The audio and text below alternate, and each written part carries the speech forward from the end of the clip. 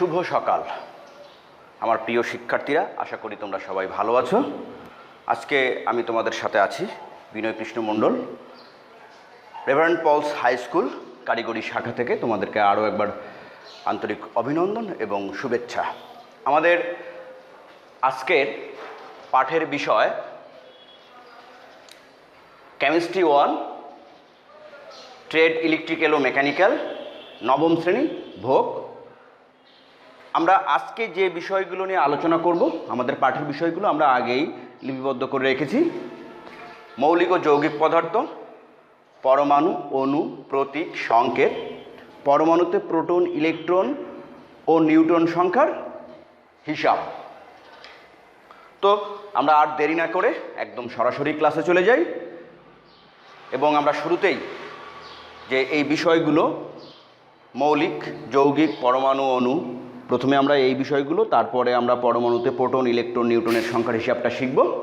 তো আমরা একেবারে সেই ছোট ক্লাস থেকে জানি যে মৌলিক পদার্থ কাকে বলে, যৌগিক পদার্থ কাকে বলে, পরমাণু, অণু, এই সম্পর্কে আমাদের একটা প্রাথমিক জ্ঞান আছে, আমরা সবাই মোটামুটি জানি। তারপরেও আজকে আমরা সেই পুরনো পড়াটা একবার মনে করে নেব, তাছাড়া আর কিছুই নয়। তো আমরা প্রথমেই জানি যে মৌলিক পদার্থ আসলে কাকে বলে। আমরা জানি যে আমাদের চারপাশে যা কিছু আছে সবই পদার্থ, যার ভর আছে, ওজন আছে, আয়তন দখল করে, বল প্রয়োগে বাধা সৃষ্টি করে, তাই না? তো বাতাসও পদার্থ। তাহলে মৌলিক পদার্থ কাকে বলে? মৌলিক পদার্থ হলো সেই পদার্থ যে পদার্থকে আমরা যদি বিশ্লেষণ করি, ভাঙি বা তার আভ্যন্তরীণ গঠন দেখি, তাহলে সেই পদার্থ ছাড়া আর অন্য কোনো পদার্থ পাবো না। যেমন আমরা দেখি যে আমরা গহনা তৈরি করি সোনা দিয়ে, রূপা দিয়ে, তাই না? এই যে আমাদের যে বেঞ্চগুলো আছে লোহা, হ্যাঁ, লোহা দিয়ে তৈরি করি, লোহা মৌলিক পদার্থ। তারপরে সোনা, রূপা মৌলিক পদার্থ। আমরা যে ধাতব পদার্থগুলো দেখি, বিশেষ করে অ্যালুমিনিয়াম, জিঙ্ক, এগুলো সবই মৌলিক পদার্থ। তাহলে যৌগিক পদার্থ কারা? বলছে কি, এই মৌলিক পদার্থগুলো যদি একসাথে যুক্ত হয় তাহলে আমরা তাকে যৌগিক পদার্থ বলি। অর্থাৎ যৌগিক পদার্থকে ভাঙলে কয়েকটি মৌলিক পদার্থ আমরা পাবো। যেমন আমরা পানি, এটা পানির রাসায়নিক সংকেত, আমরা কিন্তু লিখেছি সংকেত, একটু পরে শিখব। এটা পানির রাসায়নিক সংকেত। তো এই পানিকে ভাঙলে আমরা, এইটার নাম হচ্ছে হাইড্রোজেন, এটা অক্সিজেন। তার মানে পানিকে আমরা কি পেলাম? পানিকে ভাঙলে আমরা হাইড্রোজেন পেলাম, অক্সিজেন পেলাম, এবং দেখতে পাচ্ছি হাইড্রোজেনের পাশে 2 আছে, অর্থাৎ দুটো হাইড্রোজেন পেলাম, দুটো হাইড্রোজেন পরমাণু পেলাম, একটা অক্সিজেন পরমাণু পেলাম। তার মানে পানি নিঃসন্দেহে একটি যৌগিক পদার্থ। কথা হলো কি যে আমরা পরমাণু কাকে বলে, অণু কাকে বলে, প্রতীক, সংকেত কাকে বলে। আমরা যদি ডিরেক্ট একটু বোর্ড ব্যবহার করি উদাহরণ দিয়ে, তাহলে আমাদের বুঝতে সুবিধা হবে। আমরা লিখি প্রথমে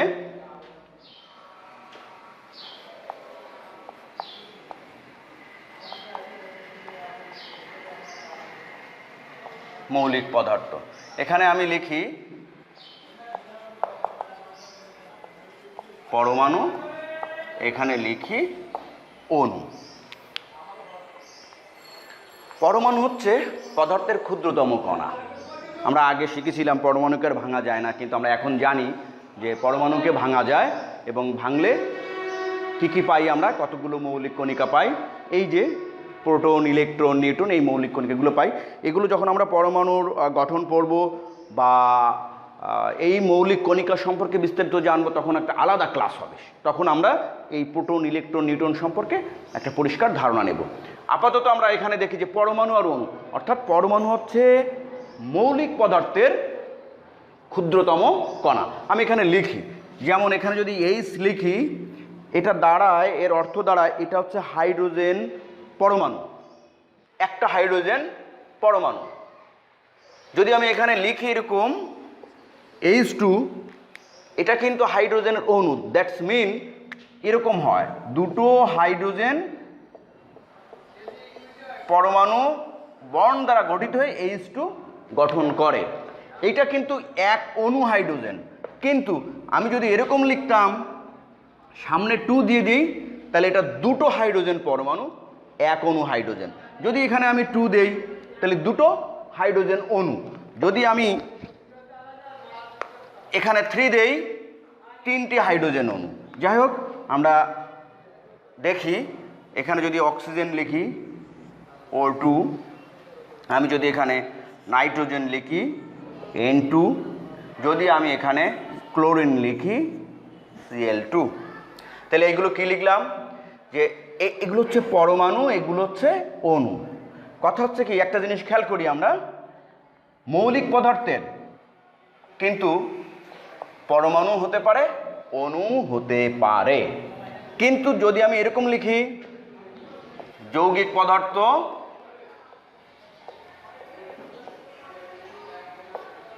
আমি এখানে লিখি কয়েকটা যৌগিক পদার্থের নাম লিখি।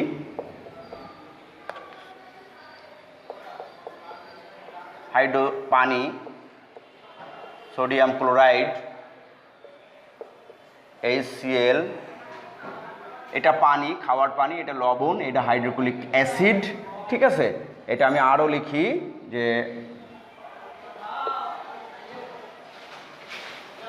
অন্য একটা লিখি সালফিউরিক অ্যাসিড। একটা জিনিস আমরা খেয়াল করব, এইগুলো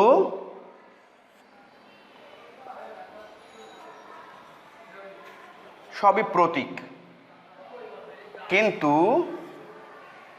এইগুলো সংকেত। ঠিক তেমনি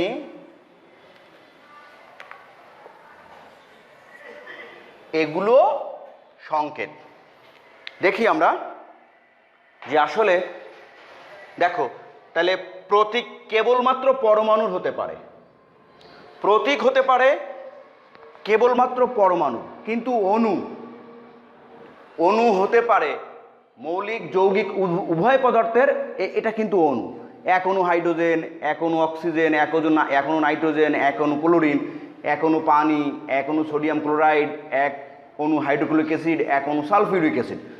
তাহলে সংকেত হতে পারে যৌগিক পদার্থের হতে পারে, মৌলিক পদার্থের হতে পারে, কিন্তু প্রতীক শুধুমাত্র মৌলিক পদার্থের পরমাণু। এখন আমি কিন্তু সংজ্ঞা দেওয়ার আগেই একটা উদাহরণে চলে গেছি। কি কি জিনিস?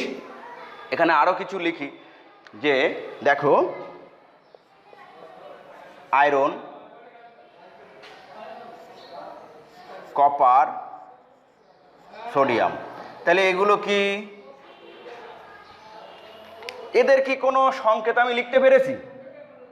লিখিনি, শুধু প্রতীক লিখেছি। তার মানে এরা শুধুমাত্র পরমাণু, কিন্তু এদের সংকেত কখন হয়? এরা যখন যৌগ গঠন করে। যেমন এর সাথে যদি ক্লোরিন যুক্ত হয়, তাহলে হয় হলো আয়রন ফেরিক ক্লোরাইড ধরি, হ্যাঁ, তারপরে এটা ধরি সোডিয়াম ক্লোরাইড ধরি। দেখো, এগুলো ধাতব পরমাণু। আমরা জানি যে অ্যাভোগাড্রো সূত্র একটা অনুসিদ্ধান্ত, যে নিষ্ক্রিয় গ্যাস ব্যতীত, অর্থাৎ নিষ্ক্রিয় গ্যাস কোনগুলো? যারা কারোর সাথে বিক্রিয়া করে না, সেগুলো আমরা পর্যায় সারণী সম্পর্কে পঞ্চম অধ্যায়ে জানবো। সেখানে আছে তোমার গ্রুপ 18তে হিলিয়াম, 0 গ্রুপ, হিলিয়াম, নিয়ন, আর্গন, জেনন, রেডন, ক্রিপ্টন। এগুলো হচ্ছে সবই নিষ্ক্রিয় গ্যাস, এরা কারোর সাথে বিক্রিয়া করে না। অবশ্য আমরা উচ্চতর শ্রেণীতে শিখব এগুলো বিক্রিয়া করে, সেটা অতি উচ্চ তাপমাত্রায় জোর করে বিক্রিয়া করানো হয়, তখন কেবলমাত্র করে। তাহলে নিষ্ক্রিয় গ্যাস ছাড়া অন্য সকল গ্যাসগুলো দ্বিপরমাণু, মানে এইটাকে ভাঙলে আমি দুটো পরমাণু পাবো, H2কে ভাঙলে আমি পাবো দুটো পরমাণু। সেটা কেমন? 2H। যদি আমি আরো ভালো করে লিখি, তাহলে এরকম এরকম অক্সিজেন, এরকম, মানে আমরা এরকম একটা অণুকে ভাঙলে কতগুলো পরমাণু পাই। তো একে ভাঙলে আমরা দুটো হাইড্রোজেন পরমাণু পাবো, একে ভাঙলে আমরা দুটো অক্সিজেন পরমাণু পাবো, এই এক অণু নাইট্রোজেনকে ভাঙলে আমরা দুটো নাইট্রোজেন পরমাণু পাবো। এইবার দেখি আমরা এইগুলোর সংকেত কখন হয়? যখন এরা যৌগ গঠন করে। তার মানে আমি বলতে পারি যে প্রতীক কাকে বলে?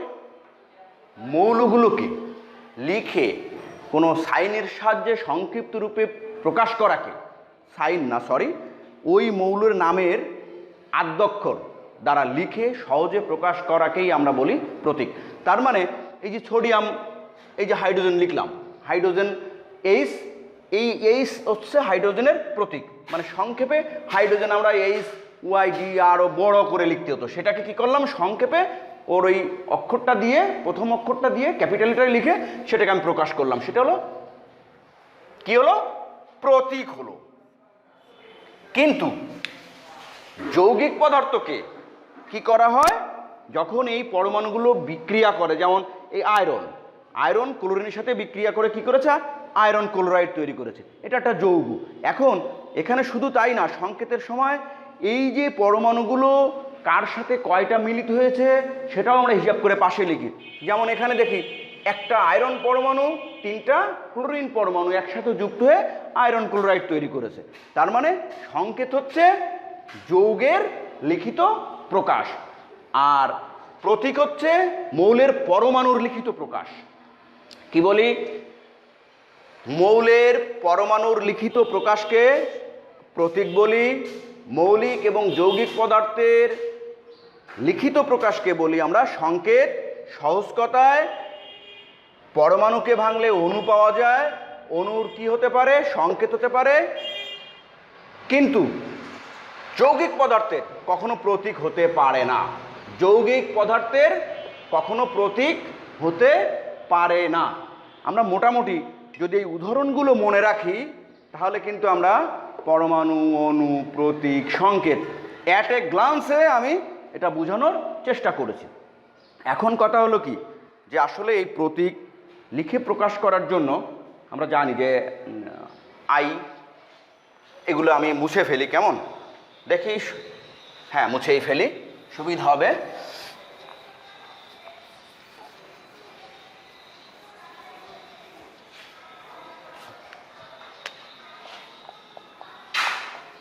এটা পরে জানবা, এটার অর্থ হচ্ছে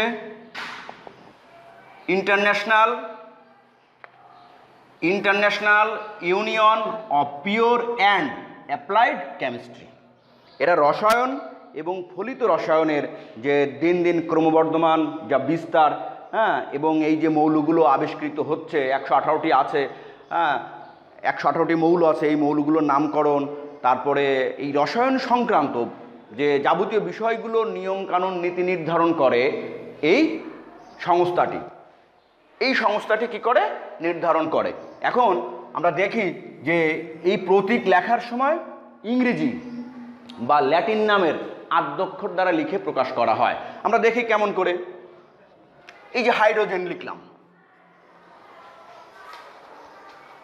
কি লিখলাম, হাইড্রোজেনের প্রতীক লিখলাম, এটা লিখলাম হিলিয়ামের প্রতীক। দেখো হাইড্রোজেন এবং হিলিয়াম উভয়ের প্রথম অক্ষরটা এইচ, তাহলে আমি যদি হিলিয়ামের বেলায় শুধু এইচ লিখতাম, হাইড্রোজেনের বেলায় শুধু এইচ লিখতাম, তাহলে কোনটা দ্বারা হাইড্রোজেন বোঝাতাম আর কোনটা দ্বারা হিলিয়াম বোঝাতাম। এই জন্য যখন দুটো মৌলের আদ্যক্ষর একই রকম হয় তখন কি করা হয়, যে ওই নামের দ্বিতীয় যে আরেকটা অক্ষর থাকে সেটা স্মল লেটারে লিখে প্রকাশ করা হয়। যেমন আমি যখনই এখানে এইচের পরে ই দিলাম তখন এটা কি হয়ে গেল, হিলিয়াম হয়ে গেল।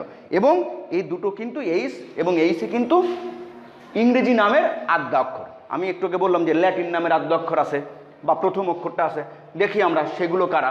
এখানে আরও আছে, মনে করে এই যে নাইট্রোজেন, এই যে অক্সিজেন, এগুলো সব ইংরেজি নামের প্রথম অক্ষর।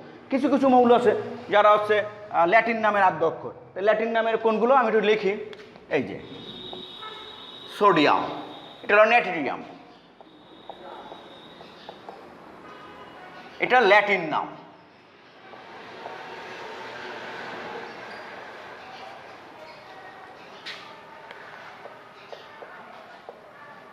ল্যাটিন নামের আদ্যক্ষর, আমরা একে বলি সোডিয়াম, তাই না? এটা কি পটাশিয়াম, কিন্তু ক্যালিয়াম, এরকম, তাই না? তারপরে আমরা আরও দু একটা দেখতে পারি, সোডিয়াম, পটাশিয়াম, নেট্রিয়াম, ক্যালিয়াম। এটা আরও হতে পারে, যেমন আমরা টিন, এটা হলো স্টেনাম। এরকম, তাহলে এরকম আমরা ল্যাটিন নামের কিছু কিছু আদ্যক্ষর দ্বারা লিখেও প্রকাশ করি। এখন দেখি, আমরা দেখি এটা সি লিখলাম, সি লিখলাম, সি লিখলাম, C C C. Carbon,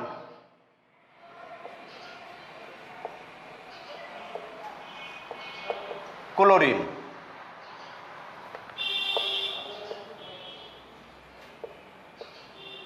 calcium, cobalt, copper, cadmium.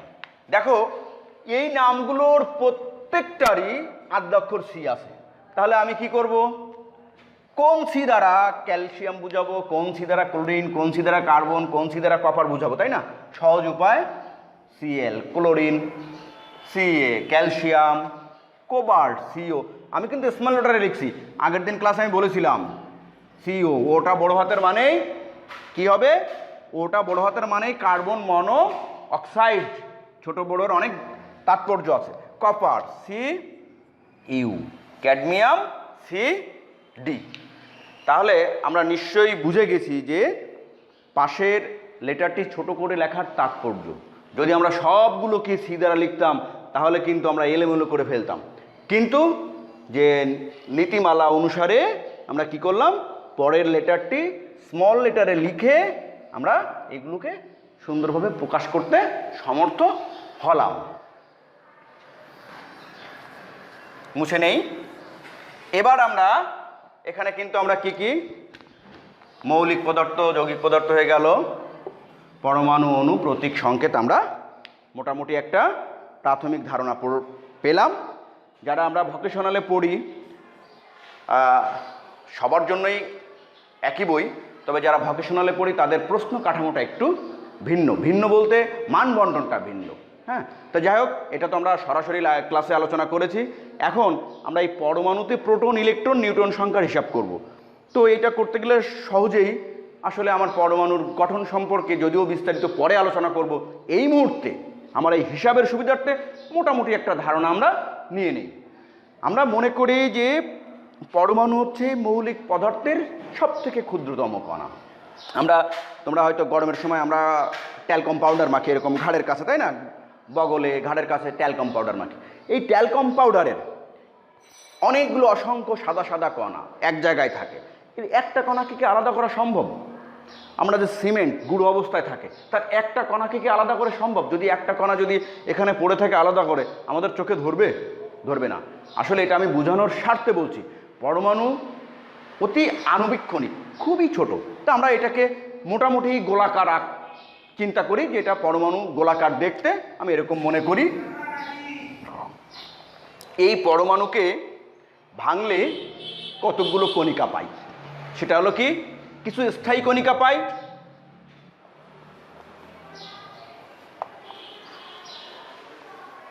আর কিছু অস্থায়ী কণিকা পাই।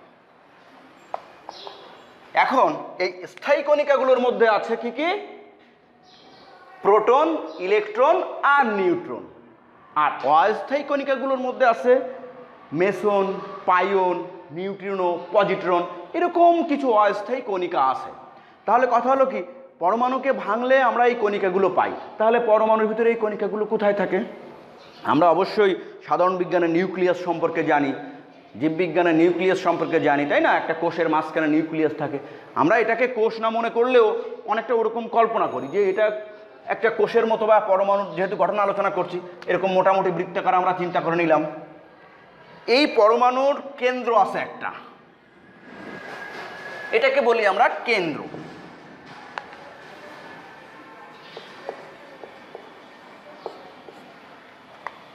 কথা হয়েছে কি, এই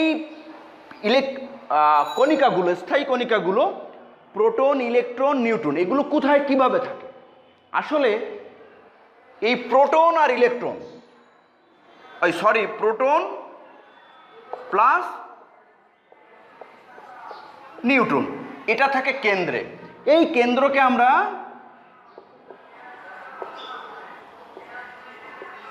নিউক্লিয়াসও বলি। কি বলি? এই কেন্দ্রকে আমরা নিউক্লিয়াসও বলে থাকি। আর যে ইলেকট্রনগুলো আছে এই ইলেকট্রনগুলো নিউক্লিয়াসের বাইরে পরমাণু পরিধিতে, অর্থাৎ এর বাইরে কতগুলো কক্ষপথ আছে।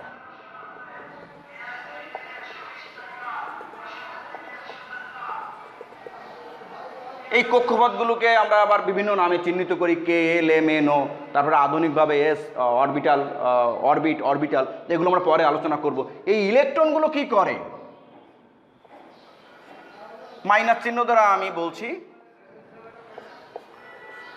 এরকম নিউক্লিয়াসের বাইরে থাকে বা নিউক্লিয়াসের বাইরে ঘোরাফেরা করে।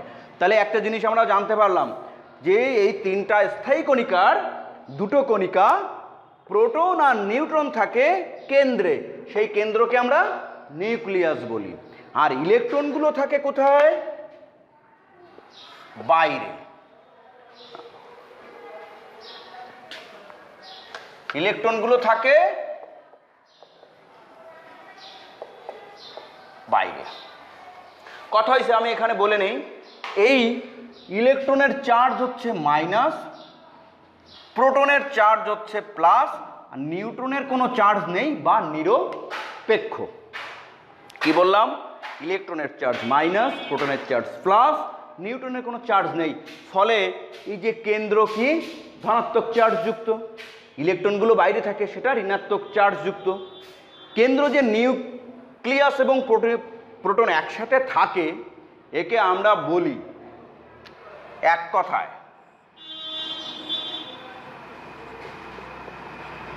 ভর সংখ্যা।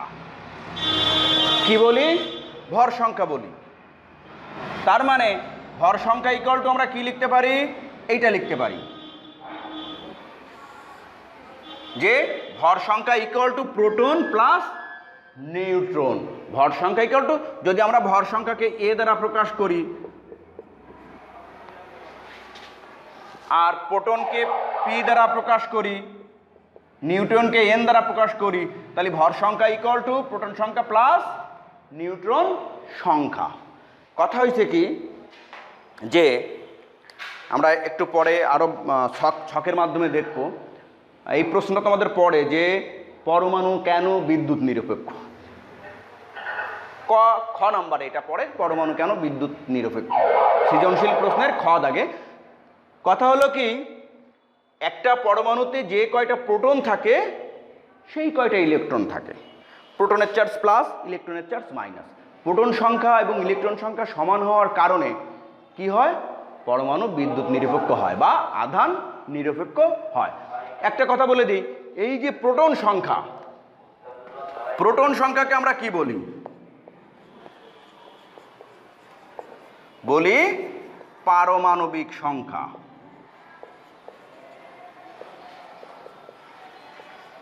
প্রোটন সংখ্যাকে বলি পারমাণবিক সংখ্যা।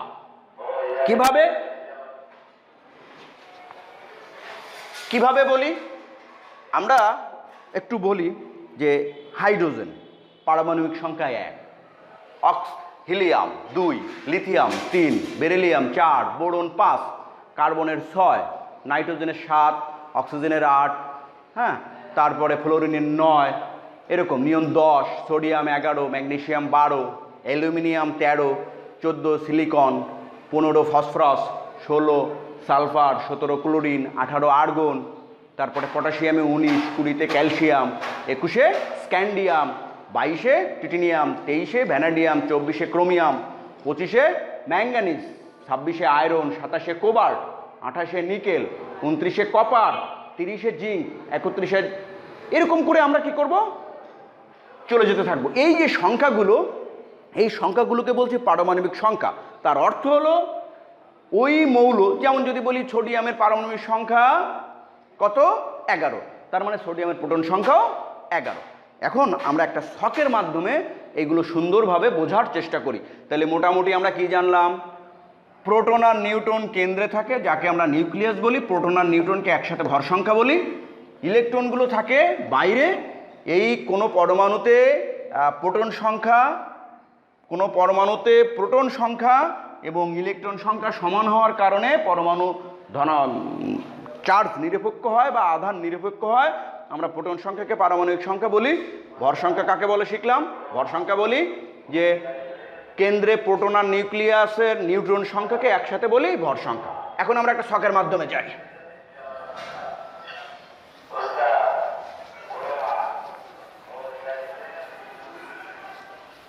আমরা একটু চেষ্টা করি।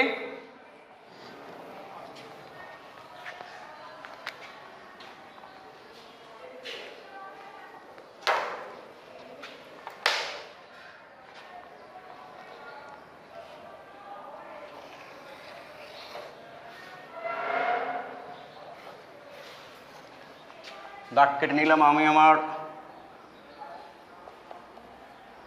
পারমাণবিক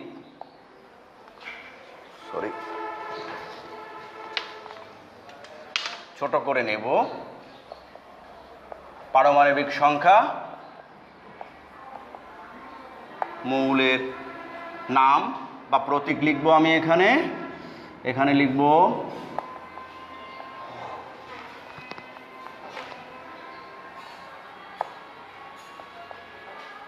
ভর সংখ্যা, এখানে লিখব প্রোটন সংখ্যা, এখানে লিখব ইলেকট্রন সংখ্যা, এখানে লিখব নিউটন সংখ্যা। আমি এখানে দাগ কেটে নেই।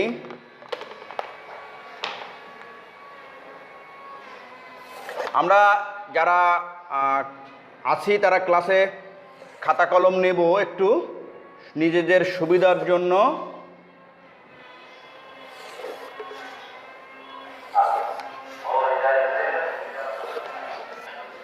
আমি এই ঘরটা আরেকটু বড় করে নেই।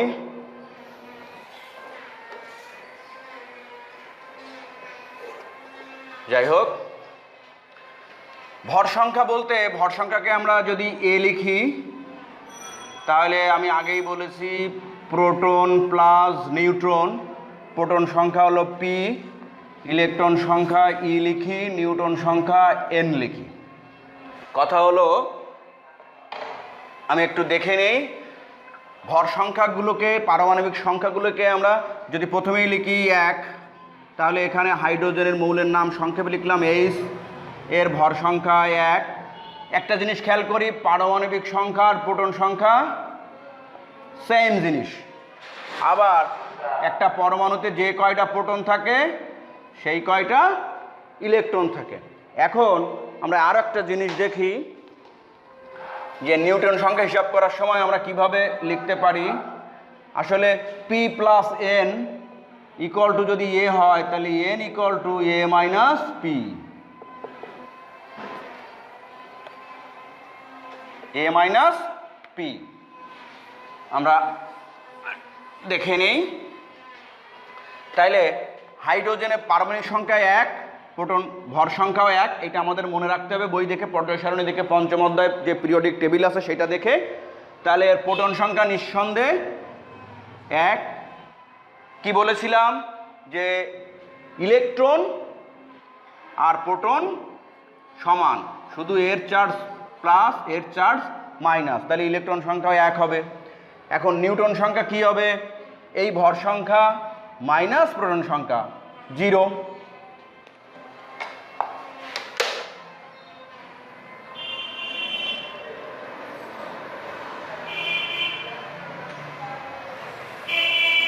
আমরা এইভাবে কতগুলো ছক কেটে নেই, দেখি আমরা কতগুলো করতে পারি।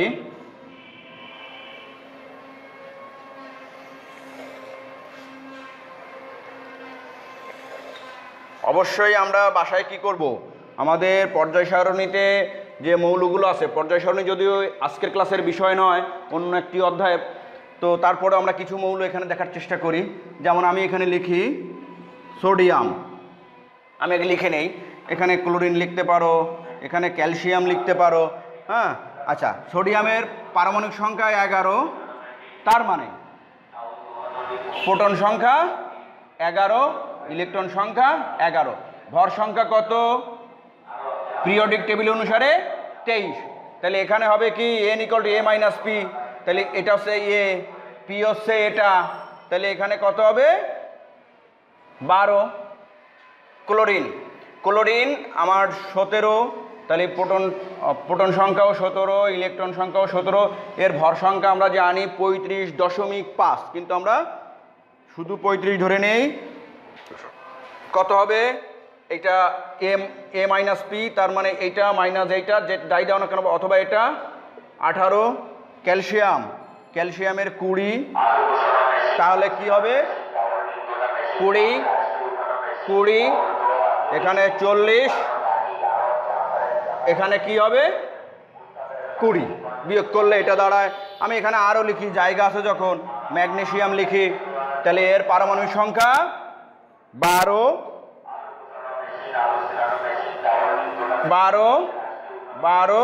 ভর সংখ্যা 24, তাহলে এখানে হবে 12।